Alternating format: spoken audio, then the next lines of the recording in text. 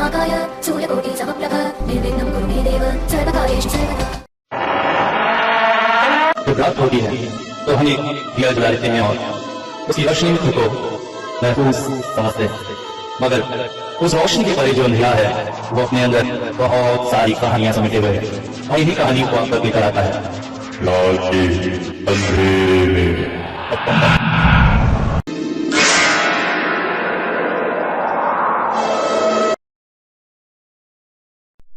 डर डर सभी इंसानों में समान रूप से पाया जाता है, मगर बिना किसी विकट परिस्थिति या दुर्घटना के डर का होना अत्यधिक तीव्र उद्वेग का दिखाना फोबिया कहलाता है। अंधेरे को तो लगभग हम सभी डरते हैं, मगर साथ साथ डर कुछ अन्य चीजों से भी हो सकता है, जैसे जानवर, कीट पतंगे, इंजेक्शन, लोगों के बीच बोलने में, बहुत ज्यादा लोगों की भीड़ के बीच रहने में। आज एक ऐसी ही डर की कहानी। बचाओ बचाओ, मुझे छोड़कर बचाओ, प्लीज बचाओ। मुझे पकड़कर वो जोर जोर से रोने लगी, डर के मारे जैसे उसका पूरा शरीर कांपता जा रहा था। हालांकि लड़की में डर के लक्षण कुछ ज्यादा ही हैं, ये उससे पहली मुलाकात से ही पता चल गया था, मगर इतना ज्यादा। उसके सिर पर हाथ फेरते हुए मैंने कहा, पानी पिएगी? उसने हाँ में सिर हिलाया। मैं रसोई घर में पानी लेने के लिए गई, देखा दबे पांव वो भी मेरे पीछे आकर खड़ी हो गई। काफी सारा पानी पिया उसने। मैंने कहा, मैं तो यही हूं, फिर तुझे डरने की क्या बात है? लड़की हिचकियां लेते हुए बोली, तुम रहती हो तो डर नहीं लगता? अकेले रहने में डर लगता है? डर किस बात का? चोर डाकू? लड़की ने ना में सिर हिलाया। तो क्या भूत प्रेत? किस साल की इतनी बड़ी लड़की भूत प्रेत से डरती है? तो छिपकली, तिलचट्टे, अंधेरा? लड़की ने अब की बार हाँ में सिर हिलाया और एक तरफ उंगली दिखाकर कहा, अकेले रहने से ही वो लौट आता है। मैं नहीं जाना चाहती, मगर वो मुझे जोर करके ले जाता है। वहां पर बहुत अंधकार है, बहुत सी सीलन है, कैसी बहुत बुरी बदबू आती है उसकी। वो आंखें, उससे मैं डरती हूँ। ऐसा लगता है शैतान की आंखें। वो अभी मुझ पर टूट पड़ेगा। मैं चीखती हूँ, चिल्लाती हूँ, मगर कोई नहीं आता मदद करने। मगर तुम फिर वापस कैसे आती हो? वापस नहीं आने से तो मेरे सामने खड़ी नहीं रहती। उसकी वो रस्सी जिससे वो मुझे बांध कर ले जाता है, उसी को मैं जोर जोर से खींचती हूँ। वो मुझे डराता है, मगर मैं नहीं सुनती। उसे जोर जोर से धक्का देती हूँ और फिर मैं वापस आ सकती हूँ। पागल लड़की, तुझे ये 7th फ्लोर के फ्लैट से कौन कहाँ ले जाएगा? सारे घर के दरवाजे बंद हैं। और ये जो वो कह रही, वो कौन है? वो बहुत भयानक है। वो उसे नहीं देख सकते, उसके पैरों की आवाज नहीं सुन सकते। वो घर के कोने में अंधेरे में छुपा रहता है, हमारी सारी गतिविधियों पर नजर रखता है। हो सकता है इस वक्त भी आपको और मुझे देख रहा हो। अब मुझे थोड़ा सा असहज लगने लगा था, मगर वो लड़की अपने मन में बोली चली जा रही थी। वो हमारी सारी बातें सुन रहा है और अगला कदम तैयार कर रहा है। सारी तैयारी करते बैठा है, जैसे मैं अकेले होंगे वो आकर मुझे। पूरी बात कहने के पहले ही वो रोने लगी। मैंने उसके कंधे में प्यार से हाथ रखा। चल पगली, इस 7th फ्लोर फ्लैट में तेरे मेरे अलावा कोई नहीं है। वो है, तुम उसे नहीं देख पा रही हो, मगर मुझे पता है वो है। वो तुमसे डर गया है। डर जाए तो वो सामने नहीं आता है। लड़की के प्रति मेरे दिल में बहुत दया आ गई। अरे बेचारी, लगता है दिमाग में सदमा पाया है, और पाएगी भी क्यों नहीं। इतनी सी कम उम्र में जो कुछ उसने झेला है वो मुझे मिली काफी अजीब परिस्थितियों में। अरे आप लोगों को मैंने तो अपना परिचय दिया ही नहीं। मैं मिस दुर्गा सान्याल। वैसे पुलिस डिपार्टमेंट में काम करते हुए मुझे 10 साल हो गए। मेरी कार्यशैली को देखते हुए मुझे स्पेशल टास्क फोर्स में पोस्टिंग दी गई है। पिछले दिनों एक केस के सिलसिले में मैं शहर के बाहर तरफ के स्लम एरिया में गई थी। गिचगिची बस्ती, बजबजाती नालियां, कैसे रहते हैं लोग वहां। वहीं से वापस आकर अपनी गाड़ी में चढ़ी रही थी कि अचानक लोगों की भीड़ दिखाई दी। जब लोगों को हटाकर मैं बीच में पहुंची तो देखा एक लड़की बैठी हुई है। शरीर में सलवार कमीज जैसा कुछ पहन रखा है, मगर वो पूरी तरह से फट चुका है और पास ही में पड़ा हुआ है खून। लड़की थर-थर कांप रही थी। आसपास के लोगों से पूछने पर पता चला सवेरे सवेरे से ही लड़की वहां पर बैठी हुई है। वो वहां की नहीं है, उसे देखकर समझ में आ रहा है। काफी पूछताछ करने के बाद भी उसके बारे में कुछ जानकारी नहीं मिल सकी। लड़की बस एकटक सबको देखे जा रही थी, इसलिए कोई नहीं समझ पा रहा था कि वो कौन है और उसके पास वो खून का दाग किस लिए है। अतः मैंने अपना कर्तव्य निभाते हुए लोकल थाना को खबर दी, मगर उन लोगों ने बताया कि उनके पास अभी कोई भी लेडी पुलिस नहीं है। अतः उसे अपनी गाड़ी में बिठाकर ही मुझे ले जाना पड़ा। गाड़ी स्टार्ट करके मैंने दौड़ा दी। दीदी, मुझे पुलिस में मत देना दीदी। अचानक पीछे तरफ से आवाज आई। आवाज जो उस लड़की की थी इस बात में कोई शक नहीं। गाड़ी चलाते हुए मैंने सिर घुमा कर देखा और कहा, क्यों, तो क्या पुलिस से डरती है? हाँ दीदी। तूने कुछ जुर्म किया? नहीं दीदी, मैंने कुछ नहीं किया, मैं तो अच्छी लड़की हूँ। तो फिर पुलिस से क्यों डर रही? वो लोग लॉकअप में रखते हैं, अंधकार कमरा, बहुत से तरह के लोग, मुझे बहुत सारे लोगों के बीच तकलीफ होती है। मैं मुस्कुरा दी। लड़की की बातें बड़ी अजीब थी, मगर मुझे ऐसा लगा ये जो लॉकअप के बारे में बोल रही है सब मनगढ़ंत है या कुछ इसके दिमाग में है। दीदी, मुझे अपने घर ले जाओगी? कहते कहते उसने अपनी जीप काट ली। प्रश्न इतना असामान्य था कि मैं कुछ देर के लिए कुछ भी नहीं बोल पाई। ये बात है कि मैंने अभी तक शादी नहीं की है, घर में अकेली रहती हूँ तो थोड़ा अकेलापन लगता है, मगर ऐसे में एक अनजान लड़की को अपने घर ले जाकर रखूं। मेरी भावभंगिमा देखकर शायद वो कुछ समझ गई थी। वो तुरंत ही बोल पड़ी, दीदी, मैं चोर डाकू नहीं हूँ दीदी, है ना, बर्तन धोना, झाड़ू लगाना, घर पोंछना सब कुछ जानती हूँ, और खाना पकाना भी थोड़ा सा सिखा दोगी तो सीख लूँगी, तुम्हारी बहुत मदद हो जाएगी। मगर तुम्हारे माता पिता और तुम यहाँ कैसे आई? तब लड़की की ज़बानी ही मैंने सुनी उसकी एक दुख भरी कहानी। बेचारी के माता पिता बचपन में ही मर गए थे। किसी तरह से मामा मौसियों की खैरात पर पलकर बड़ी हुई। इस शहर में आई थी नौकरी का इंटरव्यू देने। नौकरी तो हुई नहीं, इंटरव्यू देते देते बहुत रात हो गई। रात के सुनसान सड़क पे एक अकेली लड़की चली जा रही थी।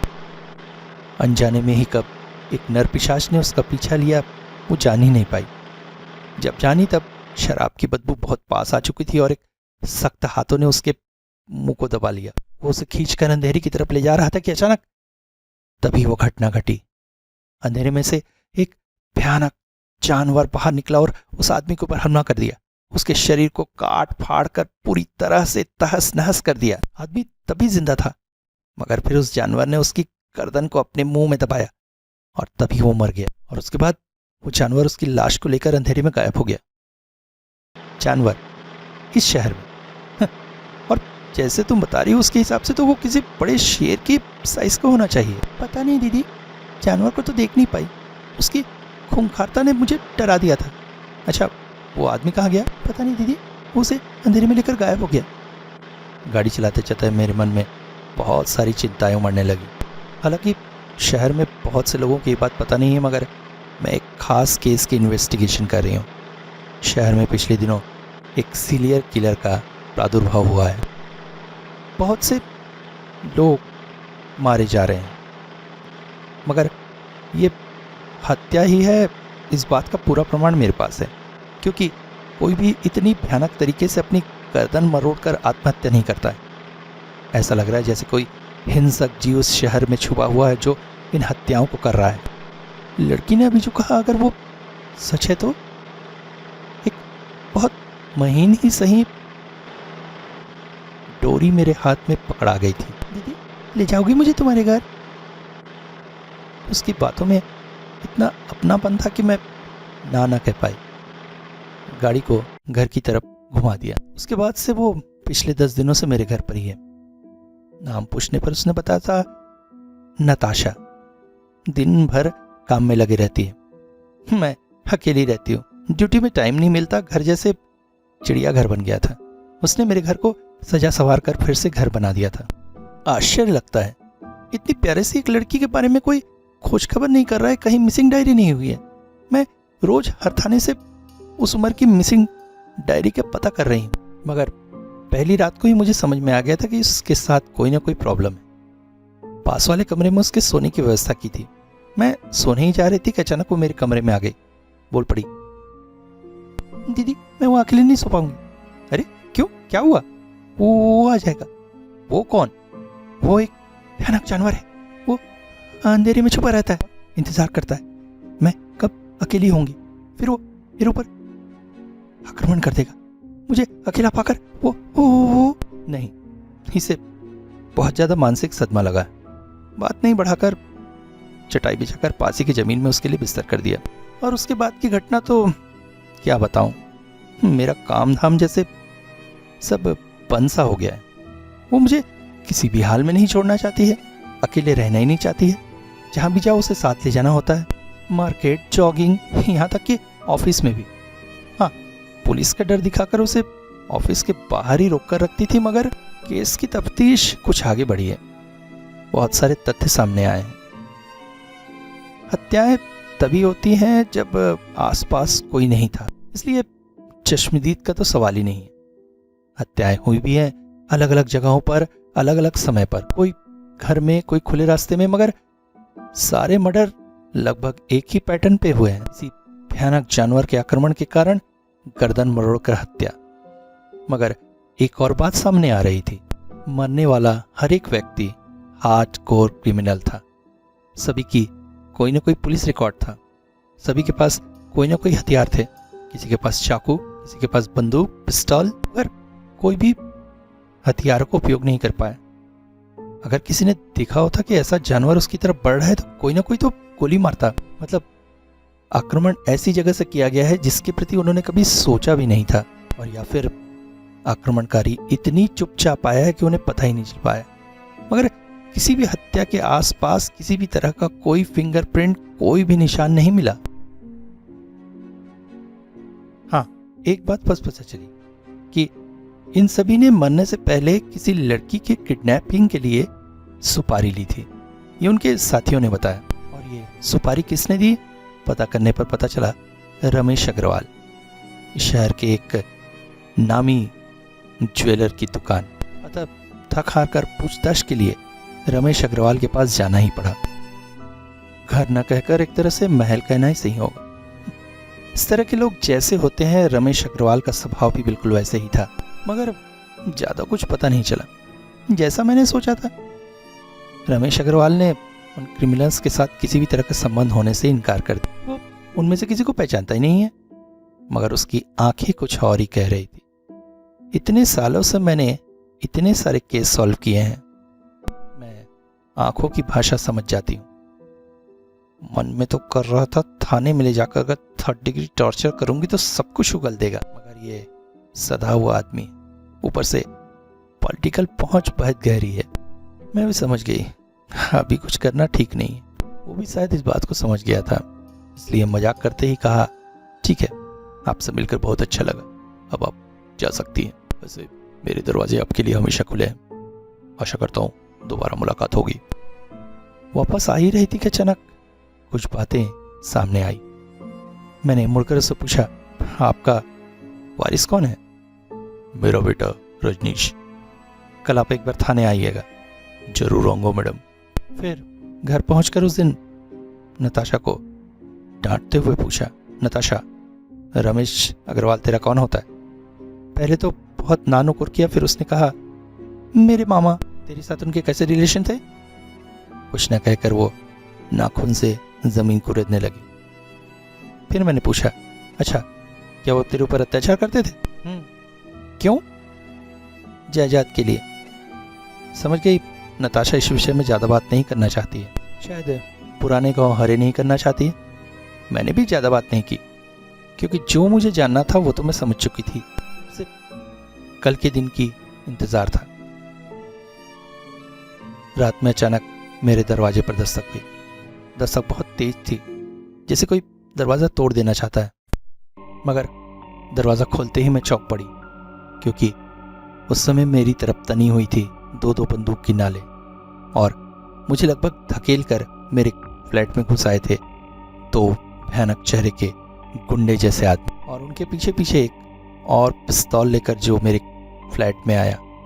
उससे आज सुबह ही मेरी मुलाकात हुई थी। वो बोल पड़ा, मैडम कहा था ना आपसे फिर मुलाकात होगी, इसलिए मैं खुद ही मिलने चला आया। अच्छा, आपकी उस परी को जरा सामने लाइए। ये क्या, ये लोग नताशा के बारे में सब कुछ जान गए? फिर भी मैंने हिम्मत दिखाकर कहा, इस घर में मेरे अलावा कोई नहीं है। अच्छा, तब तो हमसे गलती होगी मैडम, मगर जानती ही क्या बात है, बंदूक के सामने झूठ नहीं बोलना चाहिए। कब गोली निकलकर आपके सीने में घुस जाएगी पता नहीं। आपको क्या लगता है मैं ऐसे ही चलाया हूँ? आपके घर में कौन छुपा हुआ है? उसकी वजह से मेरे ट्रेंड लोगों की हत्याएं हो गई, उनका इंतकाम नहीं लेना होगा। हे लल्लू, जा तो देख, यहीं कहीं छुपी होगी। मैं असहाय से खड़ी थी, सर्विस रिवॉल्वर सामने ड्रॉयर में रखा था। अगर मैं कुछ हरकत करती तो गोली मार देते मुझे, मगर ज़्यादा इंतजार नहीं करना पड़ा। तब मैंने देखा लल्लू नताशा के बाल खींचते हुए ला रहा है। वो चीख रही, मगर उस गुंडे का दिल पसीजने का नहीं। वो उसे खींचते हुए लाकर रमेश अग्रवाल के पैरों के पास फेंक दिया। उसके चेहरे पे एक मुस्कान फैल गई। और बिटिया, जायदाद नहीं चाहिए? जायदाद चाहिए? जायदाद? हाथ का रिवॉल्वर उसके सर से टिका दिया। नताशा ने डर के मारे आंखें बंद कर ली। लल्लू नाम का वो गुंडा बोल पड़ा, हुजूर, मारने से पहले एक बार कुत्ते की तरह हंस पड़ा वो। जा और इसे भी साथ ले जा। मैं तब तक मैडम को अपनी नजरों में रखता हूँ। नो नो मैडम, अपनी रिवॉल्वर निकालने की कोशिश मत करिए, वरना मेरे हाथों से गोली चल जाएगी। लल्लू उसे खींचते हुए पास के कमरे में ले जा रहा है। वो लड़की चीख रही है, नहीं नहीं, मुझे अकेले मत लो, मुझे डर लगता है, मुझे डर लगता है। अकेले कहा? मैं तो प्यार करूंगा तुम्हें। वो भूखे भेड़िए की तरह लेकर उसे पास के कमरे में जाने लगे। अपमान और शर्म के मारे मेरे आंखों से आंसू निकल आए। अचानक पास के कमरे का दरवाजा बंद हो गया। अंदर से एक लड़की के चीखने की आवाज आई, मगर अगले पल ये क्या, लड़की की आवाज अब चीखने की नहीं बल्कि गुर्राने की और आदमियों की आवाज चीखने चिल्लाने की आ रही थी। जैसे कोई किसी को टुकड़े टुकड़े कर दे रहा है। वो आवाज मेरे कानों में जैसे गूंजने लगी थी। अचानक दरवाजा खुल गया। नताशा बाहर निकल आई, मगर ये कौन सी नताशा है? इसकी आंखों से तो जैसे अंगारे बरस रहे हैं। पूरे कपड़े में, खासकर मुंह और नाखूनों में खून लगा हुआ। पीछे बिस्तर में लल्लू की लाश खून से सनी पड़ी थी। अचानक चीख सी पड़ी वो, मना किया था ना तुम लोगों को, अकेले मत छोड़ना। बार बार मना किया था उसने, उसे अकेले नहीं रखने। सुना नहीं ना तुम लोगों ने, अब उसका नतीजा भुगतो। मैं तो चाहता था लड़की अकेली रहे और तुम लोगों ने वो होने दिया। लड़की तो मुझे आने ही नहीं देती थी। बहुत सारे दिन बंदी रहा। अब और नहीं। कोई शैतान को नहीं रोक पाएगा, मैं आजाद हूं। रमेश अग्रवाल ने उसकी तरफ देखकर गोलियां दाग दी, मगर जैसे बिजली की तेजी से वो गोली के सामने से हट गई। अचानक वो लड़की रमेश अग्रवाल के ऊपर कूद पड़ी। एक बार में उसकी गर्दन 2 टुकड़ों में बांट दी। खून की धारा बह गई। रमेश अग्रवाल की चीख से कमरा गूंज उठा। रमेश के शरीर को चीर पाड़ कर खा रही थी, जैसे चारों तरफ खून फैलता जा रहा। रमेश अग्रवाल की लाश को छोड़कर अचानक नताशा मेरी तरफ मुड़ी। अब तेरी बारी है। मैं एक एक करके जान लूंगा। अब उस लड़की से कोई संपर्क नहीं होगा। चाहकर भी वो डरपोक लड़की वापस नहीं आ पाएगी। जब तक न मैं चाहूं, उधर देखकर कोई लाभ नहीं है। रिवॉल्वर तक पहुंचने से पहले ही ऊपर पहुंच जाएगी। अचानक बातों ही बातों में मैंने लाइट का स्विच बंद कर दिया। पूरे कमरे में अंधेरा फैल गया। अंधेरे में उसकी चीख और पैरों की आवाज से समझ रही थी कि वो धीरे धीरे मेरी तरफ आ रही है। अब मेरे पास बिल्कुल समय नहीं था। अचानक हाथों में कुछ छुआया, मेरा मोबाइल, इसी के साथ साथ एक बात मेरे दिमाग में कौन गई, कौन, ये लड़की ही तो शायद बोल रही थी ना, लॉकअप में मुझे डर लगता है, अंधेरा कमरा, बहुत से तरह के लोग, अंधेरे में अगर एक काम कर सकूं। मोबाइल के रिकॉर्डर से एक रिकॉर्डिंग चला दी, बजने लगी बहुत से लोगों की कोलाहल भरी आवाज़ें। ये हमारे 3rd डिग्री की एक तरीका था। अचानक एक धीमी सी चीख निकल आई, नहीं नहीं नहीं, लोग नहीं चाहिए, लोग नहीं चाहिए, मैं और नहीं सकूंगी। कमरे की लाइट जलाई मैंने। नताशा जमीन पर बेहोश पड़ी। उसे देखकर दया आई, मगर कर्तव्य तो कर्तव्य था। तुरंत उसके हाथ पांव बांध दिए और उसके बाद अपने पहचान के एक मेंटल असाइलम में कॉल किया। वहाँ से टेकिंग गाड़ी आकर उसे अपने साथ ले गई।